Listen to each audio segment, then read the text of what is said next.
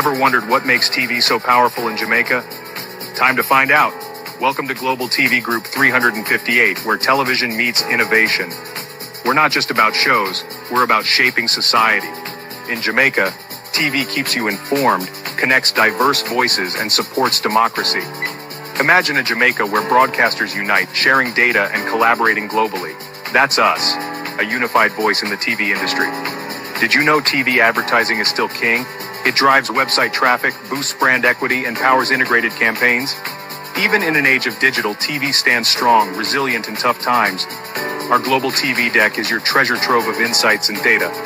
With charts, graphs, and success stories, it's your guide to impactful TV advertising. Curious to learn more? Visit our website and see how Global TV Group 358 keeps television at the heart of entertainment in Jamaica. Get ready to binge watch the future. Corruption is a vile disease that sucks and drains the health out of something good. Corruption in society is an evil moral infection that keeps community in the state of perpetual sickness. Corruption is a moral virus.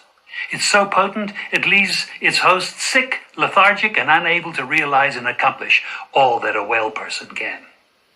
Where corruption thrives, poverty and not prosperity thrives. Wealth is grabbed into the greedy, grubby hands of those who get fat on the toil and labor of good people. Corruption benefits only temporarily those who participate in it. Everyone else is a victim of the theft, the deceit, the dishonesty, and the lies that corruption feeds on. You need to know that a corrupt person is stealing from you. Corruption is filthy work and despicable acts of treachery done under the table and behind closed doors. Corruption is a disgusting shame. Corruption keeps a nation back from true development and from progress. Wise investors steer clear of a corrupt environment. They would rather put their resources into a place where the playing field of opportunity is equal for all and not bent towards feeding the financial lust of corrupt, lying, cheating, thieving politicians and government officials. How many wonderful development projects have been lost because the investors didn't want to do business in a swamp of evil? When those great projects go to another nation or to some other place, we all lose. Believe me when I tell you that corruption steals from you, it steals from all of us. Corruption plunders the nation's wealth. Corrupt people compromise on truth, equity, and fairness, choosing instead to feed off the short-term benefits of crookedness, exploitation, and financial perversion. Corruption is not just a personal matter, it's a culture. It's a way of life, not just for individual people, but for companies, communities, governments, and nations. Corrupt nations, hiding behind large companies, will seek to invest in other weak nations in order to take over the assets of the nation that they've invested into. They will provide financial loans to a nation for the much-needed infrastructure, and they will do it with assets that they provide. They will sign contracts by lining the pockets of rotten government officials who participate in this kind of corruption and are then held hostage by their own deceit and greed. Corruption is nothing less than a form of theft and national robbery. A corrupt person steals from everyone in society.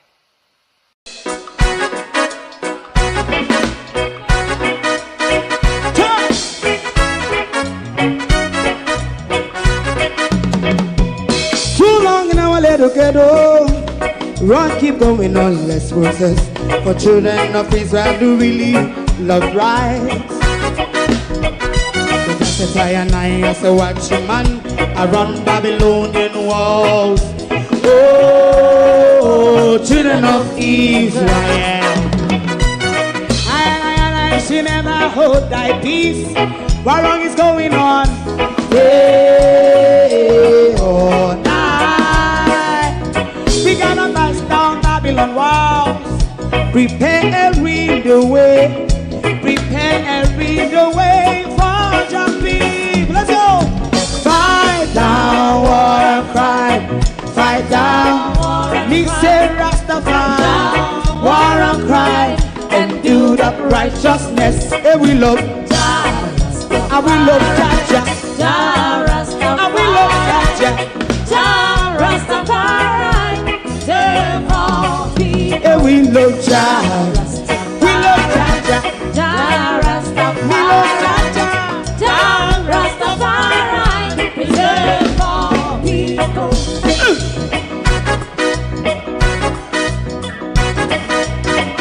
Put time away again.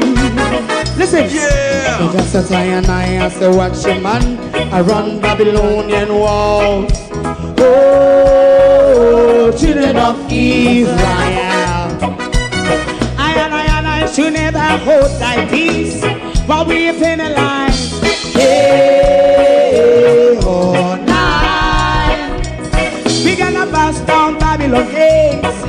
Prepare the way, prepare the way for Jah Rastafari. Fight down war and fight down war and fight. Rastafari, war and crime, and build up righteousness. And we love Jah, and we love Jah, Jah Rastafari, and we love Jah, Jah Rastafari. We love all, and we love Jah, Jah, Jah Rastafari. Me love Jah, Jah, Jah Rastafari. Me love Jah, Jah, Jah Rastafari. Preserve all. Me love Jah, Jah, Jah Rastafari. Jah Rastafari. Yeah, the next song is going to be the last song for tonight. And then DJ Twink.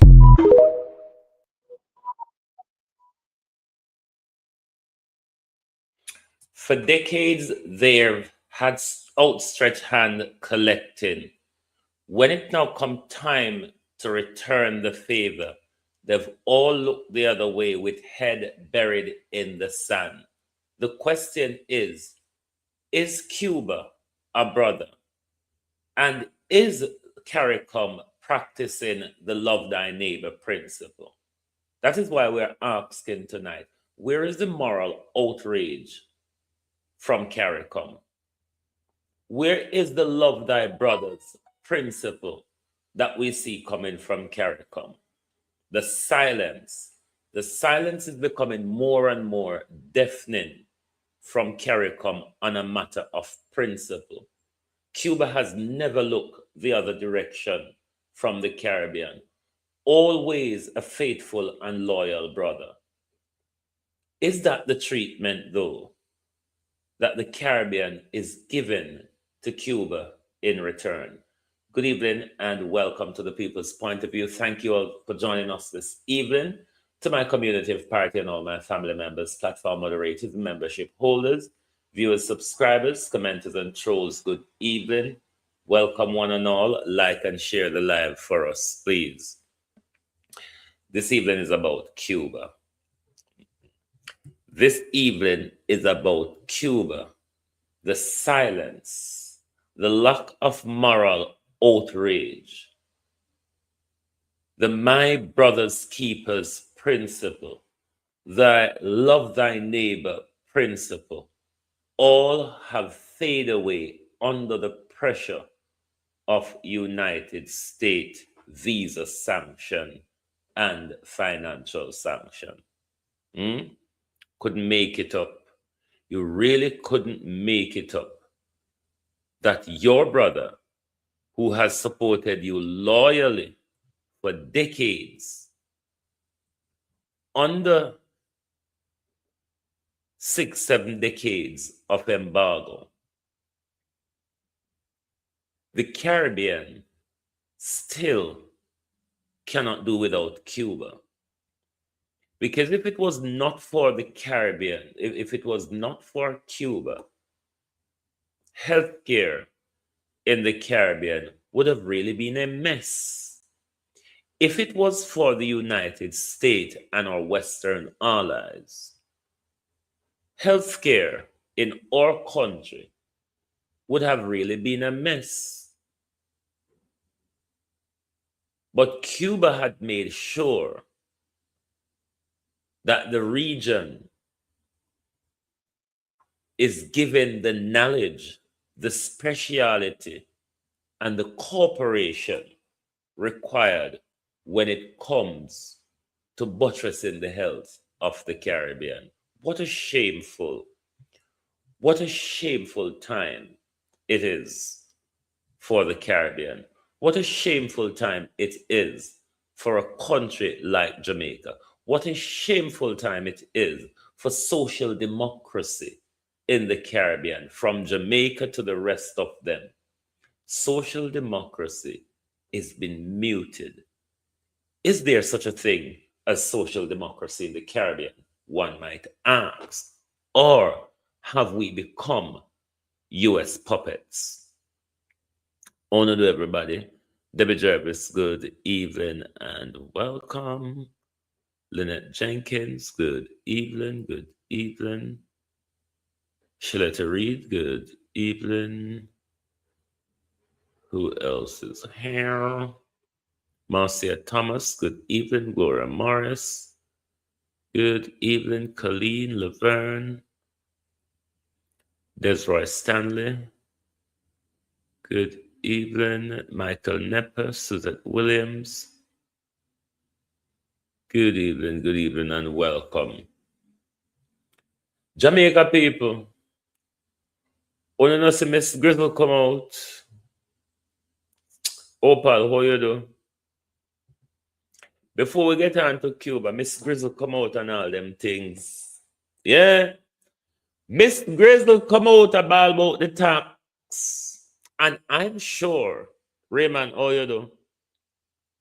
I'm sure Miss Grizzle can globalists, whether I broke over here, you know, cold and rain and fall, I sleep till I nearly sleep out. The only thing over here for the right now is under the sheet.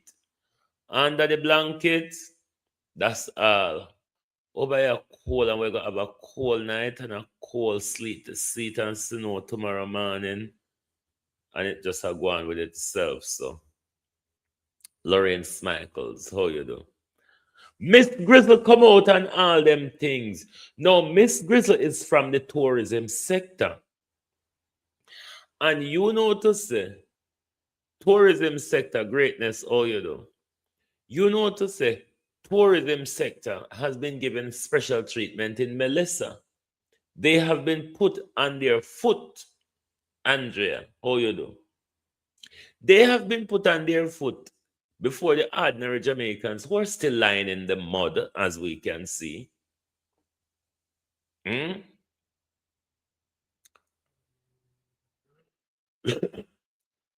The tax what government a put pan we and all away. It a compound we were in the mud straight away. Ladybug, oh you do, Lawrence Michaels. It a compound we straight away, you know. But the tourism sector, which Miss Grizzle's a part of, them now get the hit until next year. But rightly so, Miss Grizzle come out a quarrel over the tax. And I'm asking you Jamaicans who cannot afford, because we know Miss Grizzle can't afford, as much as you hear Miss Grizzle scream there. Barbara, how you do? Scream as you hear Miss Grizzle scream. Miss Grizzle can't afford it. Miss Grizzle can't find a night dinner. Can you, the ordinary Jamaican, though, lying in the wreckage of Melissa, afford the new tax where you're going to have to start pay in a 2026? Giving to Miss Grizzle and her friend them in this sector, they have been given special treatment. They have been given special treatment. And them now got to pay till 2027 April. And Miss Grizzle come out and said this a cause fear amongst the small hoteliers. The small hoteliers, you know, when you care how small them be, them a exploit poor people. Them a make a dash off our country and then pay them fair share. Cause we the poorer people I pay more than them. But Miss Grizzle, I mean, know the tourism sector would be behind Miss Grizzle on this. So let us see how it a go between the tourism sector. She from in the tourism sector, Opal, she in the small hotelier business. But you know, when she come out, she can represent the whole of them. And the whole of them think to say, them don't fi pay them fair share.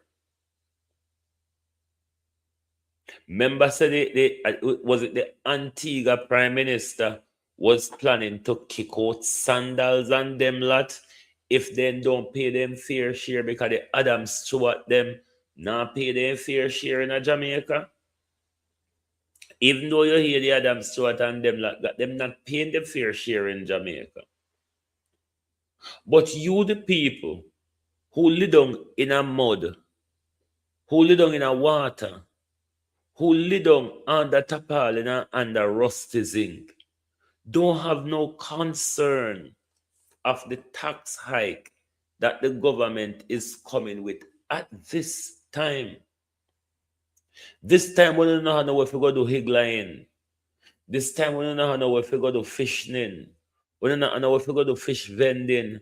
We don't know farm, we don't have to dash it because Flight Green and what it murderer from St. Thomas name. James Robertson, Flight Green and James Robertson Tuft and them mash up agriculture and everything. So, what is it going to be? And then Cuba is going to rise one day, you know. And so Cuba got turn superpower. And hello, Jamaica. You see the superpower where you claim to be Jamaica. You see the broke, silent, take order from America. Walk and beg superpower where Jamaica be. Cuba is going to become a superpower one day, you know. The death of the United States, the hastening death of the United States, the rise of China, the emergence of Russia, the coalition of BRICS, Cuba will become a superpower in the Caribbean one day. I promise you this, Jamaica. I promise you this, CARICOM. I promise you this, America, that in your dying days, we will see Cuba becoming a superpower in the Caribbean. They've already got what at stake. On the 7 decades of embargo, Cuba got what it takes. What Cuba offered to the Caribbean, you can't even do it for yourself. What Cuba offered to the Caribbean, Marcia Thomas, how you do? Michael Leach in a call out, Andrew Emma call out, Andrew Pan. Believe you me, Marcia, family done this morning show, the way how by a cold and tan bad. Me just asleep. Me never look for nothing much. I must say that's why I extend the time of the show, even though me kind of draw back in, because me no much long wake up. I sleep today, I sleep. In the bad weather. But I don't think a lot of these people did expect Andrew to win back. A lot of them, they feel the pinch quietly. A lot of them did fed up of the blatant corruption with Andrew quietly. I don't think they thought he would win again, giving Andrew teeth in way back to power. They didn't expect that. So the whole of them is as shocked as Labour, right? So then I have to go deal with Andrew another fight. When I say Cliff Hughes a turn. Cliff Hughes a turn, but I don't know, so she She's a cricketer. She bat and bowl. She's a cricketer. She bat and bowl. You might never know what side of the fence she depend at any given time. Now, we did our piece of global TV editorial this evening on the silence from the Caribbean. It's mentioned to see how much Cuba has done for the region in Jamaica. Jamaica, don't give back Cuba in school, them and speciality and everything. You know, get back.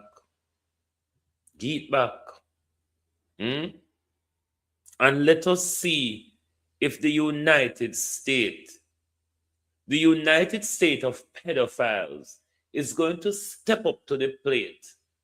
Because if the United States of pedophiles would have stepped up to the plate, the dog of Dr. Tufton wouldn't have returned to its vomit, even though Marco Rubio did have them behave like they have any other choice. Ivan Bradford, oh, you do, Ladybug. Even though you see the little hand Marco Rubio, how they might behave like I said, they have any other. You all don't have any other choice other than Cuba Caribbean. It's shameful, though, how to see you all crawling under the feet of pedophiles. At a time like now, when everybody should have showed their skirt over their head and tell America if they come kiss out. Everybody should have not tell the United Pedophile to come kiss out something. See the hold on the pound on knee. Let us go to the Global TV editorial. This is just our opinion. All right.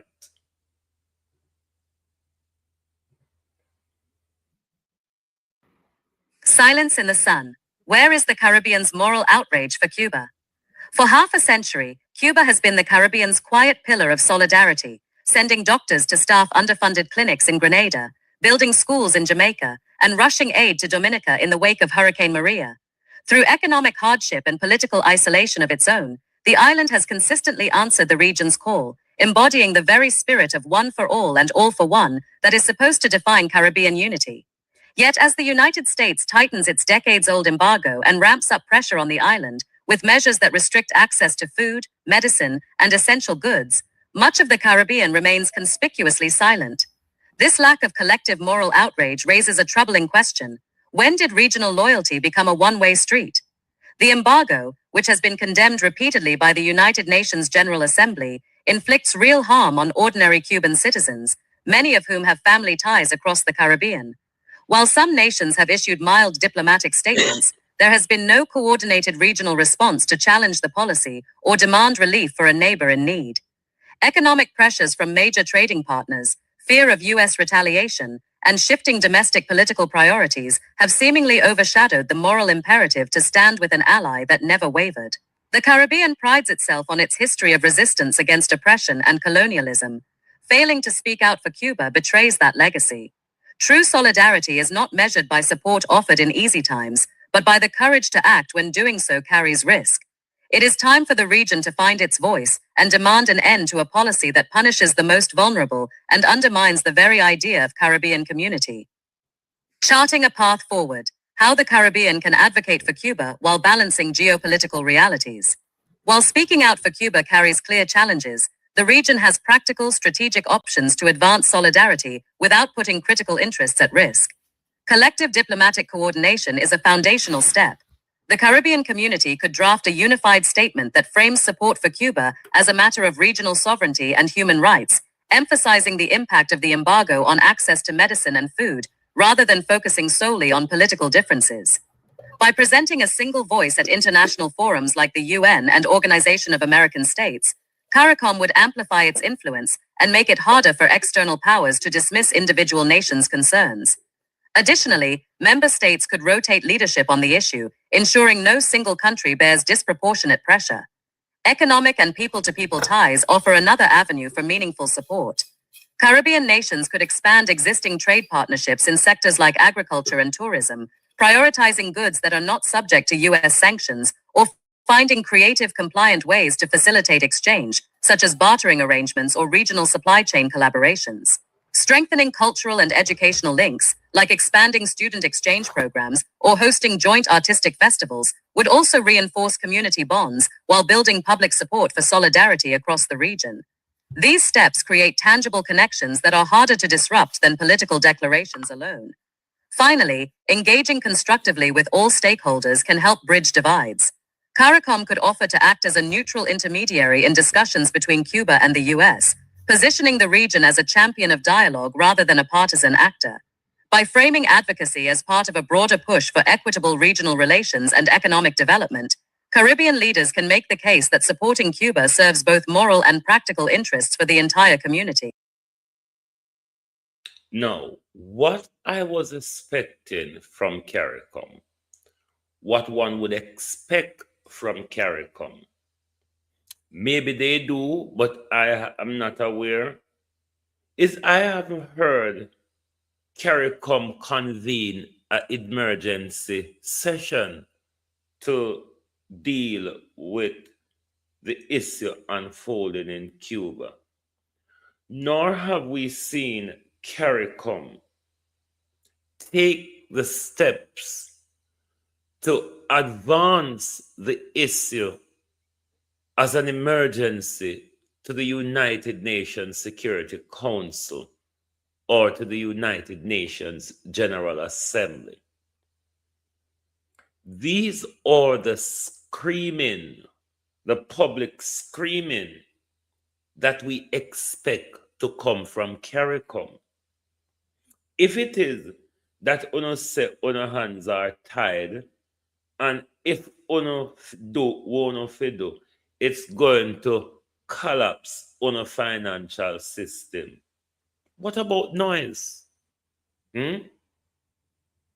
What about bringing it to the attention of the world? What about making it as a crisis in our region? I don't see the crisis approach. I really don't see the crisis approach coming from the Caribbean at all. You wouldn't believe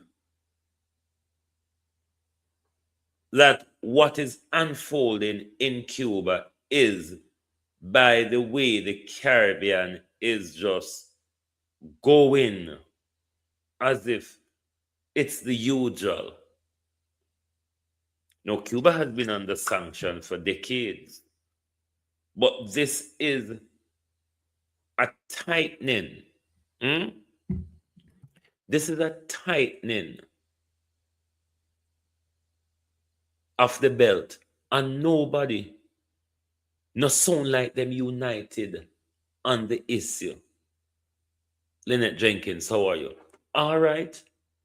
Unafraid for speak out single. Unafraid for champion the issue singularly. What happened though to the voice of CARICOM? And what does CARICOM means if it only means when it's good time? Because it is what is playing out here. The entire Caribbean willing to call Cuba a brother, willing to call Cuba a neighbor when it benefits them, willing to raise their voice and call the word Cuba when they're stretching out their hands. They all barely want to use the word Cuba at the moment. They barely want to use the word Cuba. Nobody wants to upset Donald Trump or Marco Rubio.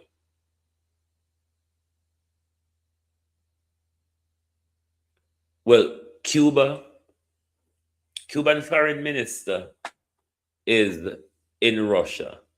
And I have every confidence Russia, who have stood staunchly behind Cuba for decades, will continue to do so. I still have not heard anything from the African countries such as South Africa, Namibia, Botswana, and all of those countries across Africa that Cuba had stood with, had fought to achieve the fake independency that we claim to have. I'm still yet to hear anything from them.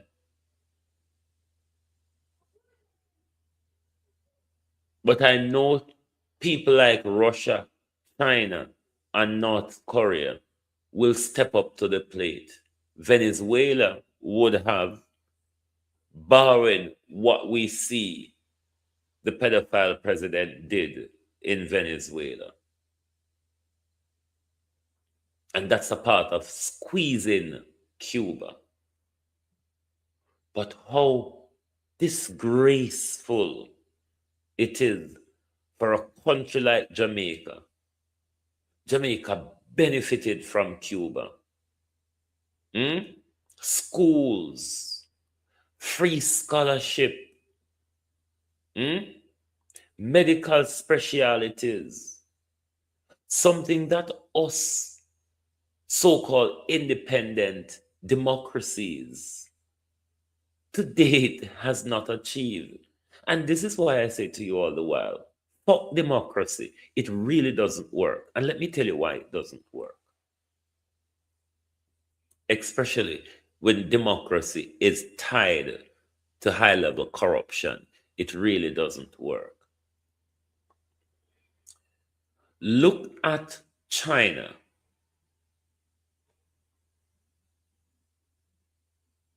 Look at China, how China has pulled itself up and has passed the United States. They didn't do it with democracy. Because what democracy done, it gives too much stupid people too much voice. What democracy done, it gave stupid people too much voices. Look at Russia. Russia was never a democracy. They held themselves in the face of US and global pressure and sanction. And they have emerged on this global stage victoriously to the point where under US sanction, since the Ukraine war, the Russian economy grew more than the US economy under sanction. Remember when the mad Biden says we will turn the ruble into rubble within weeks? The Russian economy has grown faster than the American economy. Colin, how you do? Look at a new and present example of authoritarianism. They call it authoritarianism. Look at the new brand authoritarianism, as they call it, in Burkina Faso. It is fostering development. It is fostering a national spirit. This thing about democracy that says you must wear a short skirt, you must sleep with a pig if that's what you decide to do, you can marry to a horse or yourself, is too much stupid people have too much voices. And it is the reason why I don't believe in this thing called democracy. Democracy and free speech are two different things. Democracy is a corrupt system designed to serve powerful white people. Governments or leaders that use the authoritarianism method have a system of, Pamela, how you do? Holding a country together, building a country's fabric and develop the country socially, politically, and economically. Look at Iran. Why you think they couldn't have fought more than a 12-day war with Iran? Look at these countries they call authoritarian rules. These are the countries that have the chance to develop these things called democracy, the hair under America's arm that America can shave away when they're too irritant. It serves no purpose for development. Democracy have no interest in people. Democracy, the interest of democracy is in power. That is why you see all of these post-colonial countries hinge and tie to democracy, never get anywhere. And they will never get anywhere because all of these clubs designed by the colonial masters, democracy, um, what you call whatever system you see them design, them democracy, them rule of law, they don't work. They're only a mechanism of dictating to others, such as international law and all of these bullcrap, such as institution like the IMF, the World Bank, the World Trade Organization, the World Health Organization. All of these arms and institutions, they serve as a way of America and the West dictating to the rest of the world. And that's why I'm always of the view that democracy don't work for what we call developing countries or post-colonial countries. What we need is leaders with vision, leaders with the political will, leader with a national spirit and not an American spirit or a Western spirit. This is why we're not going anywhere. And this is why, under 6-7 decades of embargo, Cuba internally has done better than the rest of the Caribbean under the pressure that they exist. They have done better than the Caribbean in science and technology. Us who have the access to all of these things from our Western allies, we still haven't got the capacity to do the level of training, Pamela, how you do, to train people in the sciences that Cuba is doing. We're still not up to par yet. How much scholarship we get to anybody? We can't even give a student, we can barely give a student them at home scholarship. Over the decades, how much free scholarship have we got from Cuba? So democracy don't work for us, and it isn't working for us because our partners in democracy, they have not shared their knowledge with us. They have not shared their expertise with us. Gloria Morris, how you do? They have not shared their knowledge or their expertise with us. What they do is the little that we can train to their required standard. As soon as we can train them, so them draw them from we. Because if we ought to become ambitious as the Cubans, the American and the Western healthcare would have suffered.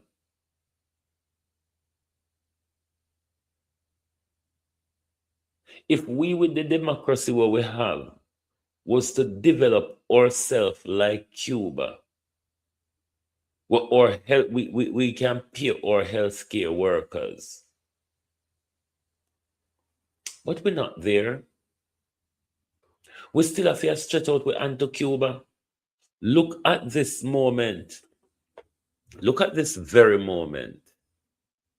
When Marco Rubio come to the Caribbean a couple months ago, come upset things and tell them what to do and what not to do.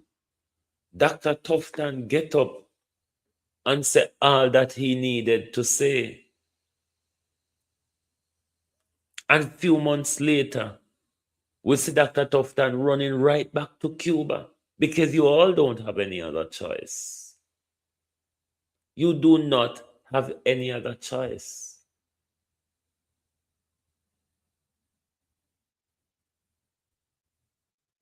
And I don't see Jamaicans that treat it like Christopher ought to answer questions to us.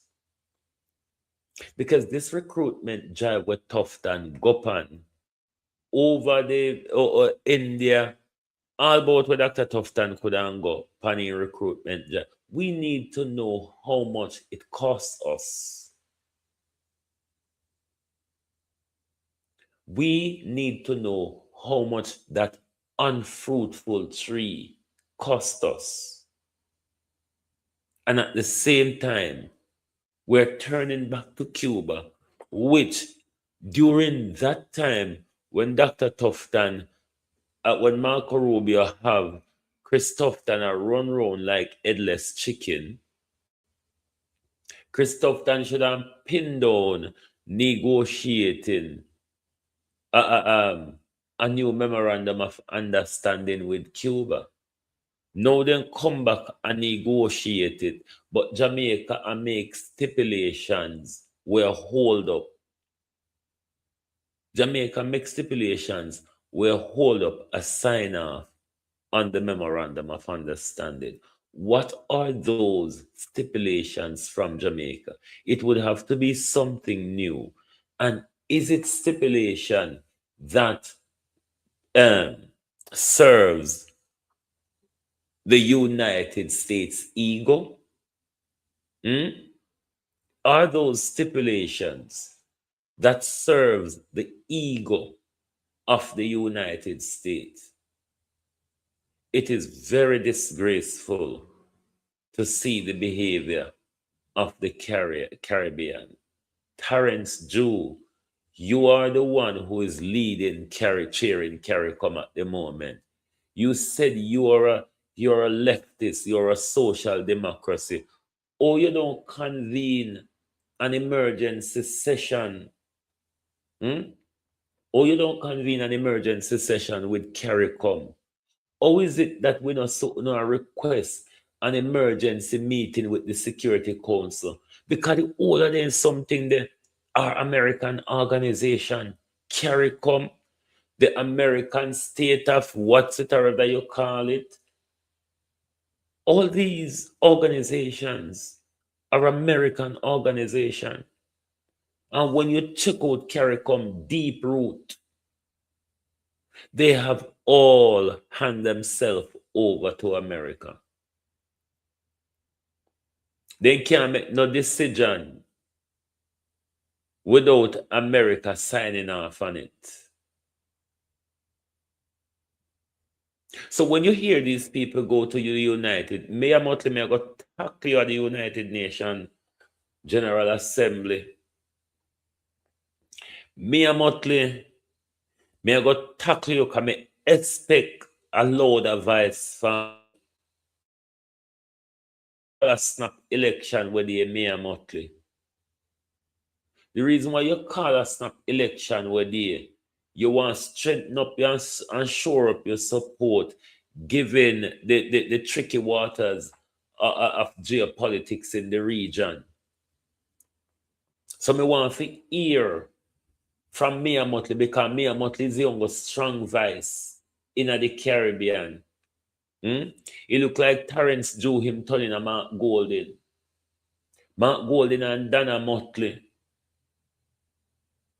Mark Golding and Dana Motley. PNP, you hypocrites. You hypocrites who suck Cuba fish head. PNP, you hypocrites. Why you not on street and demonstrate for Cuba? You not on street and demonstrate for Abraham Chore? What have you benefited from Burkina Faso? I'm sure you benefited much from Cuba. But we not see no out there a demonstrate for Cuba because no want to no face sip on camera for one another embassy America, so no they are demonstrate for Cuba. PNP, uno will suck Cuba fish head. Uno will get enough from Cuba when uno did in a power. Cuba stood behind PNP loyally to this day. If Portia was here, it wouldn't be like this. At least nice would Anna make. If it was Mama P, at least some nice would Anna make. Them classy hypocrite will call themselves PNP. The whole of them turn America stooge, you know. The whole of them turn America stooge. Why PNP not up on street a demonstrate for Cuba? Me no hear the PNP vlogger them a go on like this is a critical issue. Why everybody ignore Cuba? If you don't ignore Cuba, the entire Caribbean will go blind, you know. You remember that? You remember say if Cuba fall, the entire Caribbean is going to go blind. Any blind? Yeah. The entire Caribbean. But you know, we're blind already anyway, so we're spiritually blind. But if we lose Cuba, the Caribbean will end up physically blind. Because we don't have the expertise to treat cataract and glaucoma. We don't have the expertise to treat cataract and glaucoma. We don't have orthopedic expertise. So the one neurosurgeon expertise we have, we throw him to the curb and have him a court. And then the fake one, just that they walk and chop up people. So we don't see the Governor General recently, so we don't have to say more upon that. This posture, this US posterior posture from the Caribbean is going to come back to haunt us. And you know why? You know what? It's us, the poor people, the working class, the working poor. It's going to come back to harm. Because these rich thieves in power, they can go abroad, go buy medical services. Them can go abroad, go get them operation and them treatment. But when the relationship between we and Cuba mash up, when they support America to make sure Cuba fall, are we the people on the ground and go feel it? Because these people who support America so that Cuba can fall, these people have visa and money when they take sick for jump on plane. These people can go and do their private surgery in foreign. We're already dying in our health care. Have you not noticed? We are already dying out of proportion. And it's getting worse. It don't get any better, you know. Since Donald Trump and Marco Rubio come in, they added the pressure what we did already have in our health care, them put added pressure and added expense. And that's why we, the taxpayer, we, the remittance payer, ought to find out from Dr. Tufton how much did this joyride across the globe cost us? Because this joyride by Dr. Tufton bear no fruit. Because if it did bear fruit, Dr. Ed Christopher Tufton wouldn't come back to Cuba looking for what they've looked away from. How embarrassing. It's only months, you know. It's only been months since Marco Rubio come and we see them a roll their shoulder and Dr. Tufton said when we get to the bridge we will cross it. Dr. Tufton still there at the foot of the bridge. Dr. Tufton look like he afraid to cross water. Because Tufton still there at the foot of the bridge. But for the people of Jamaica, especially Western Jamaica, who've just been battered, hospitals destroyed, healthcare damaged, and an overrun white elephant, billions and years behind. This treatment of Cuba serves no joy. This taking orders from the US that would allow us to suffer, allow our health care to suffer. It brings no joy. But Jamaica people say, these over health.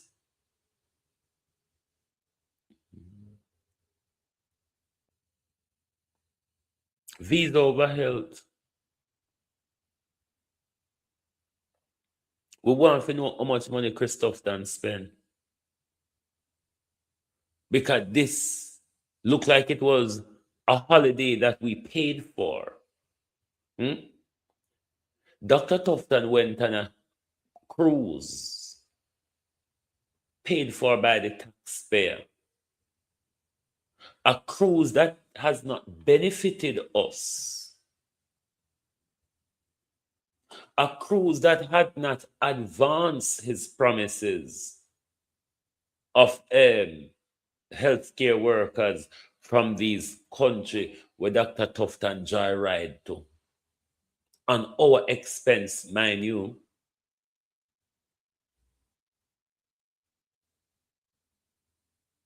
We want to know what happened as to why the tree never bear fruit. Is it that Jamaica couldn't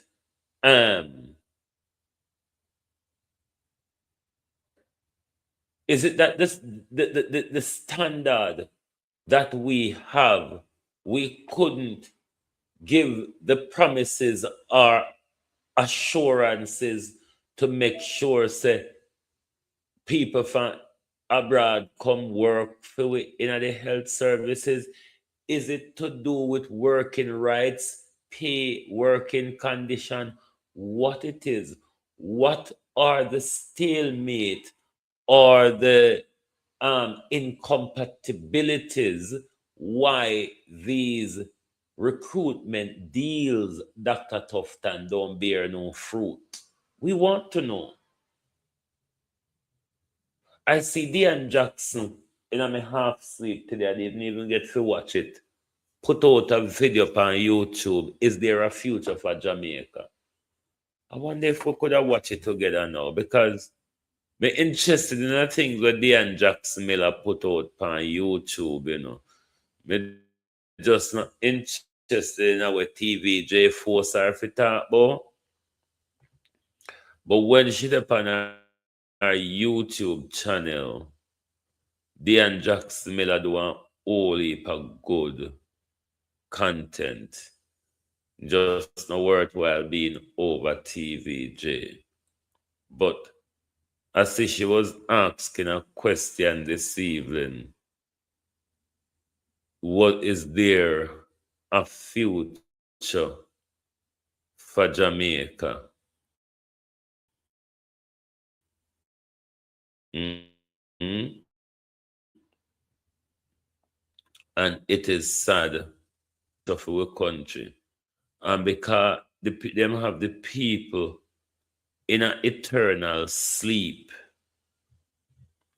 Because they have the people them in an eternal sleep. The poor people them don't have a clue of what our leaders are doing. A lot of people haven't got a clue what our people are doing to us. Let us quickly listen this together. It's just a few minutes. Because me see it when me lay down today, but me need to sleepy. Need to sleep if you pay attention. Bear with. I want to listen to what this is about. Bear with.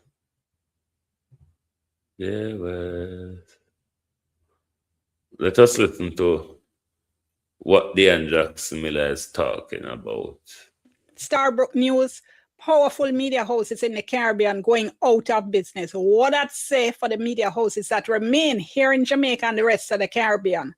Want to know what you think? I'll soon tell you what I think. I'm Dion Jackson Miller. Thank you so much for joining me. Time for tea.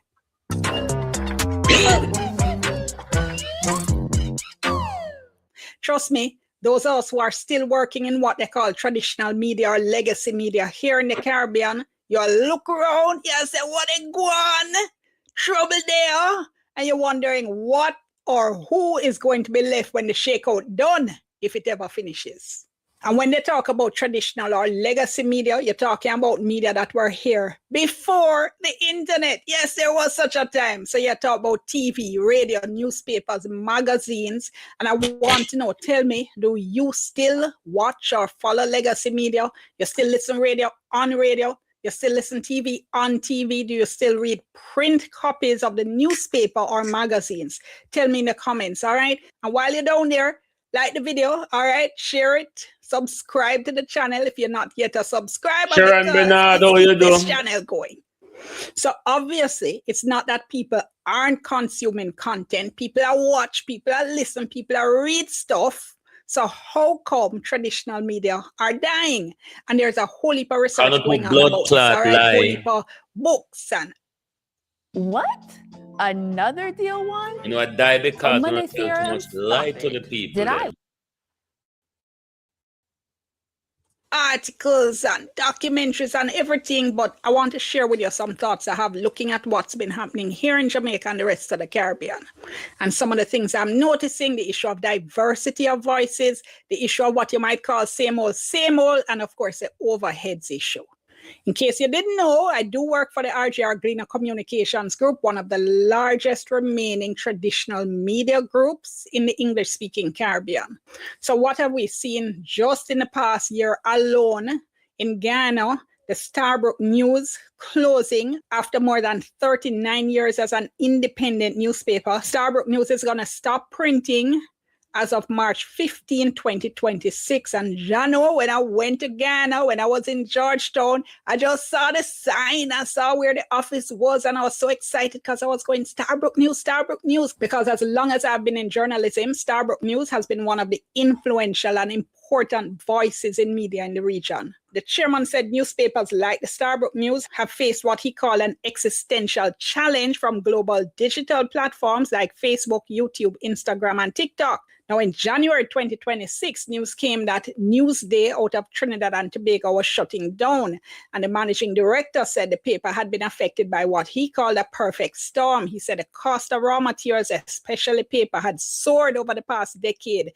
He spoke about the cost of machinery, the cost of maintenance, and he said the world had changed and the value placed on traditional media had diminished. And he said the political campaign to discredit them for nefarious reasons has ramped up. And I read that and I was like, oh my gosh, OMG, that need a whole video because it is so true.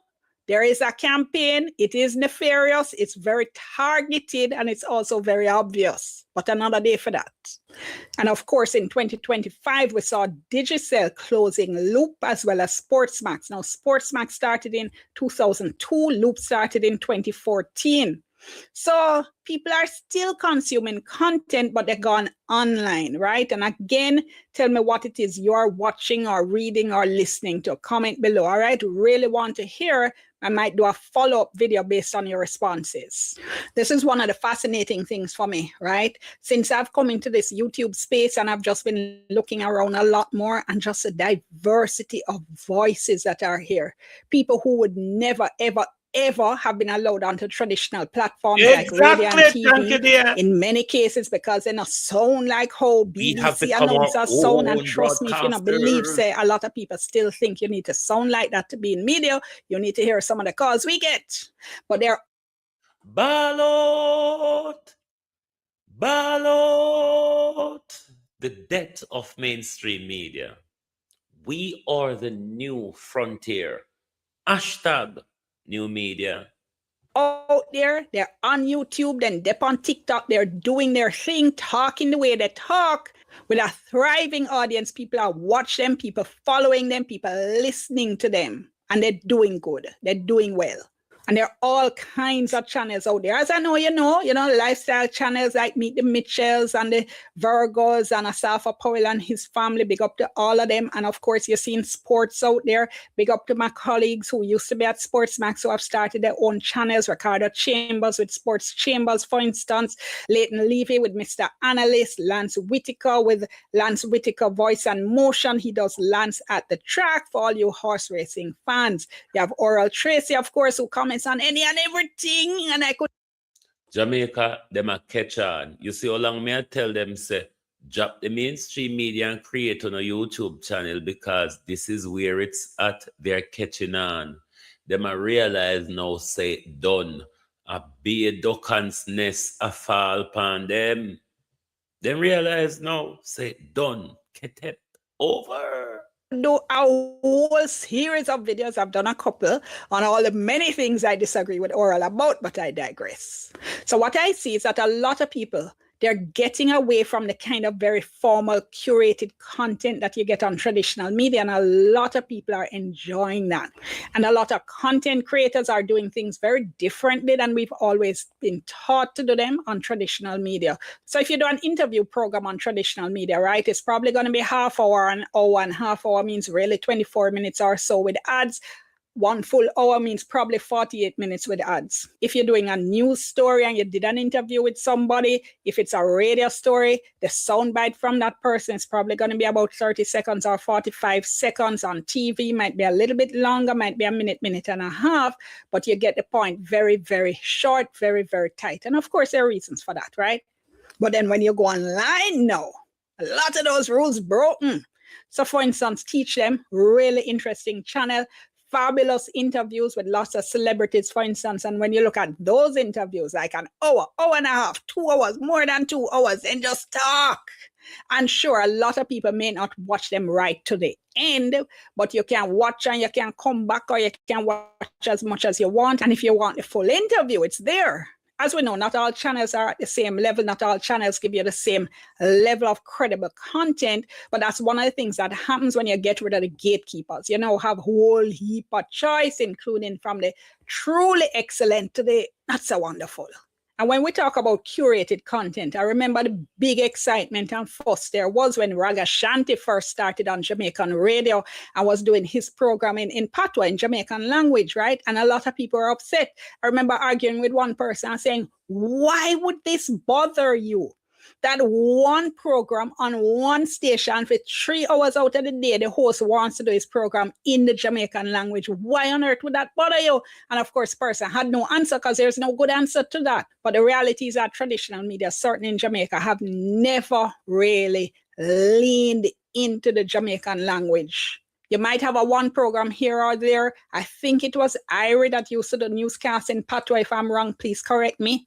My colleague from St. Lucia, Janella Pursuit, says that in St. Lucia, they do French Creole newscasts, right?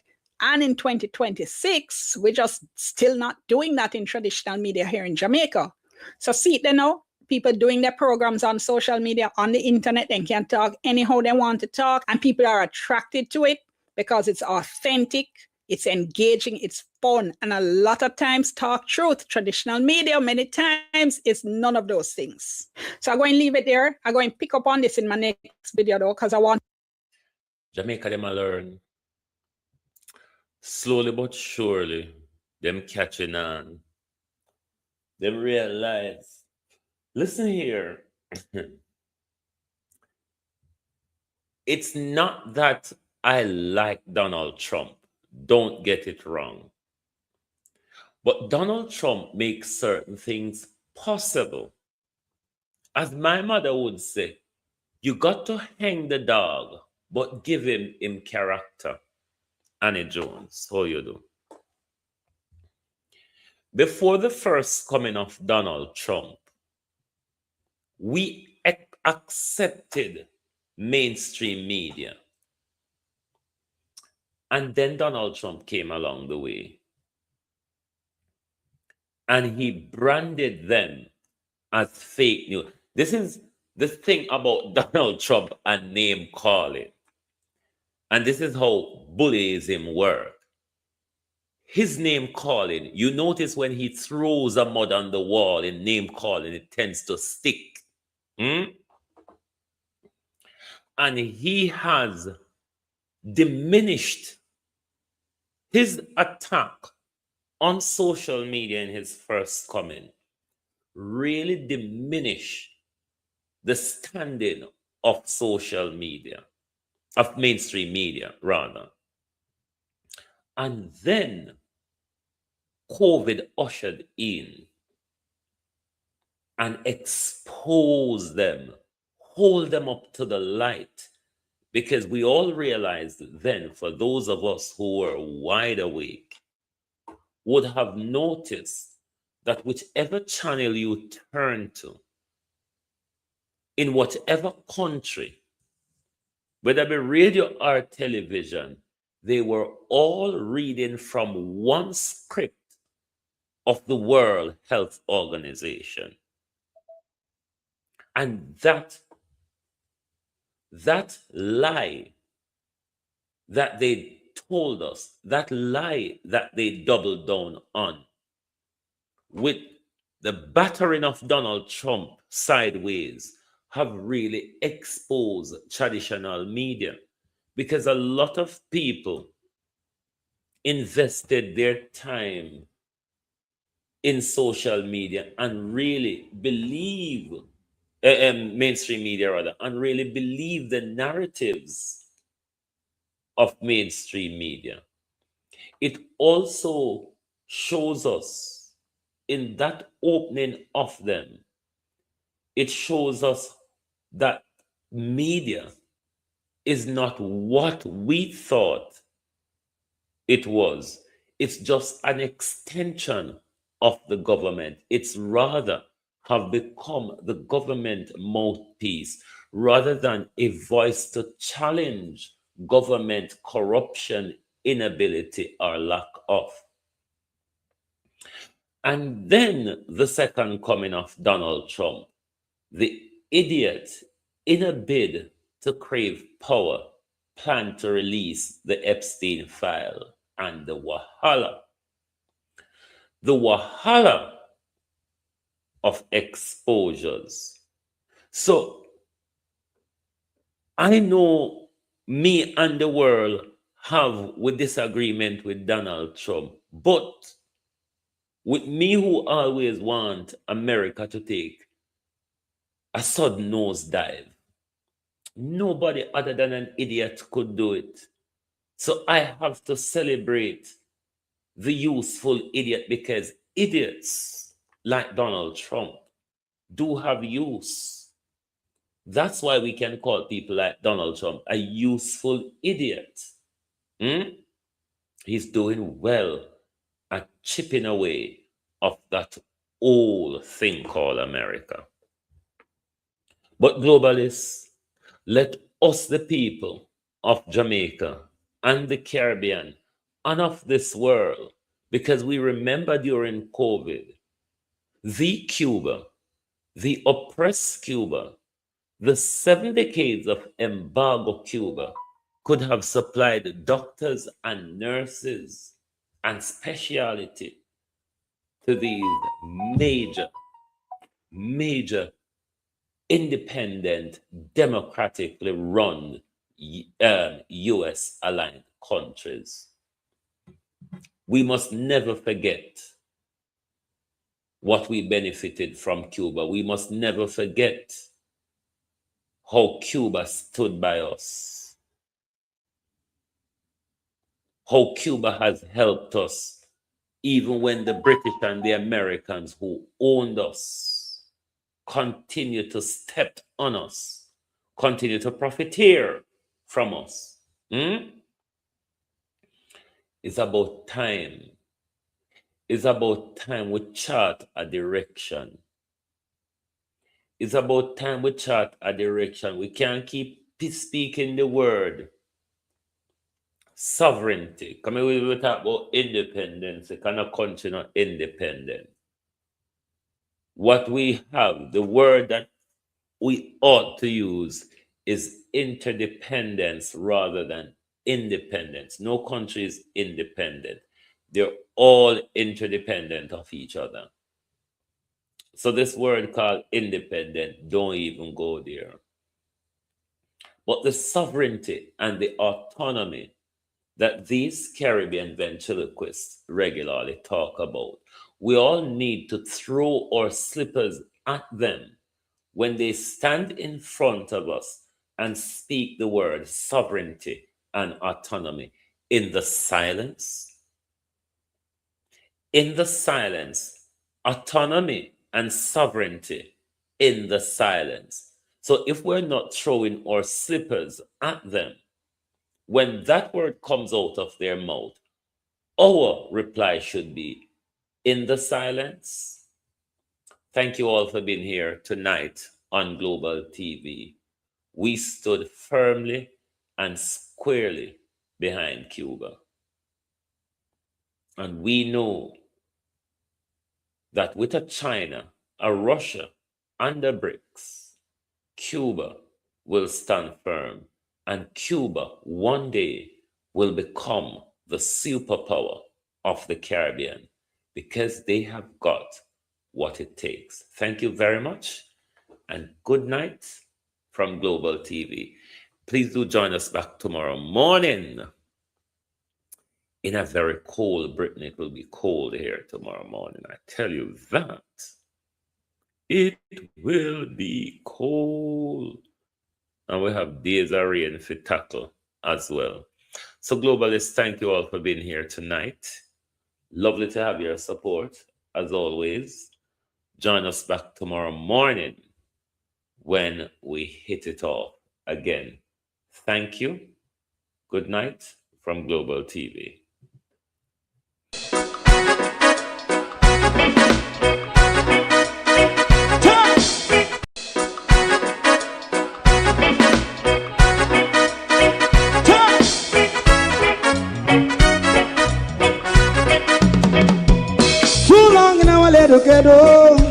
Run, keep going on, let's process. For children of Israel do really love rights. So just as I and I as a watchman around Babylonian walls.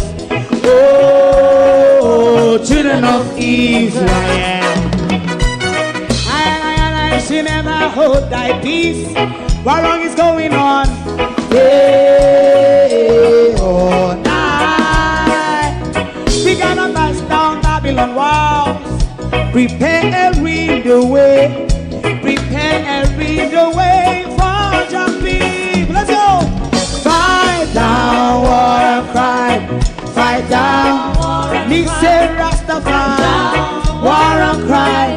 And do the righteousness. And we love. And we love Jaja. And we love Jaja. Rastafari. And we love Jah. We love Jah. Jah Rastafari. We love Jah. Jah Rastafari. Preserve for people.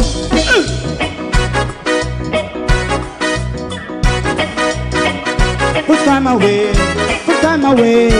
working. Listen, yeah. Just as I and I say, watch your man, I run Babylonian walls. Oh, children of Israel, I and I should never hold thy peace, but we penalize day or night. We gonna bust down Babylon gates, prepare the way, prepare the way for Rastafari. Fight down war and fight, fight down war and fight. Rastafari, war and crime, and build up righteousness. And we love Jah, and we love Jah, and we love Jah, Rastafari, preserve all, and we love Jah, me love Jah, me love Jah, Rastafari, preserve all, me love Jah, Rastafari.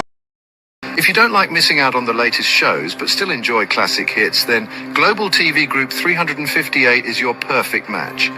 Global TV Group 358 isn't just another channel, it's your ultimate TV experience. From breaking news to binge-worthy dramas and timeless classics, we've got it all. Our unique blend of original content and global favorites means there's something for everyone. And guess what? With GTVG's seamless streaming, you can watch anywhere, anytime.